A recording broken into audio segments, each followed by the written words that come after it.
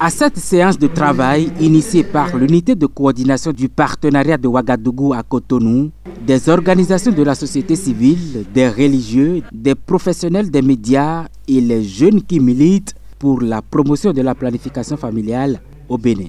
Ce rendez-vous dénommé Caravane des bailleurs du partenariat de Ouagadougou vise essentiellement à échanger avec ces magnons et faire des plaidoyers à l'endroit du gouvernement. Aujourd'hui, les jeunes sont devenus des acteurs incontournables dans la lutte pour la promotion de la planification familiale. Et donc aujourd'hui, nous reconnaissons que nous sommes à la place où il faut et nous travaillons pour que les objectifs soient atteints. Mais cela n'est pas fait sans des difficultés que nous rencontrons.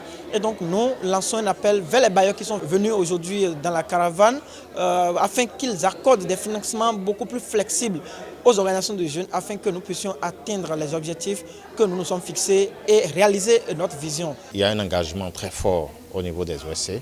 Cet engagement contribue à faire relever le niveau de la planification familiale ou les indicateurs globaux dans ce domaine-là au Bénin. Mais il est clair que malgré tous ces efforts qui sont faits, les indicateurs restent faibles. Le Bénin a l'un des plus faibles taux de prévalence contraceptive dans le partenariat de Ouagadougou.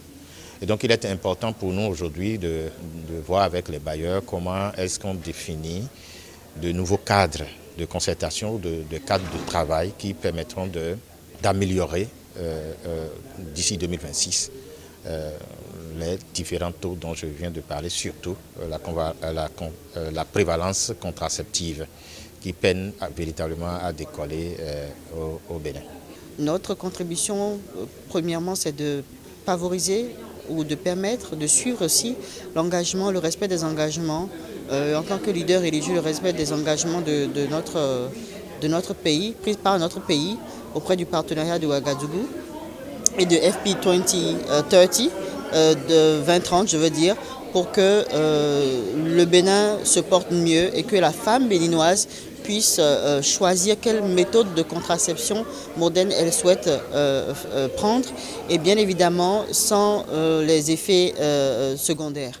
Cette rencontre constitue la première journée de travail entre les parties prenantes. Plusieurs communications ont fait objet des discussions.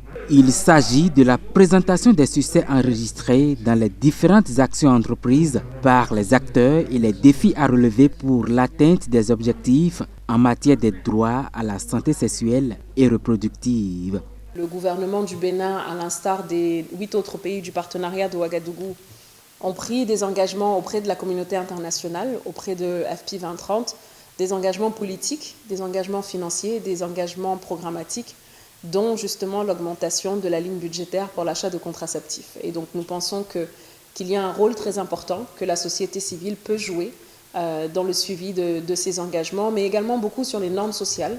Vous êtes au plus près des communautés, pouvoir faire remonter leurs préoccupations, pouvoir faire barrière par rapport à certaines des rumeurs, par exemple, et des normes sociales qui sont défavorables à la planification familiale et la santé de la reproduction, surtout quand il s'agit des jeunes.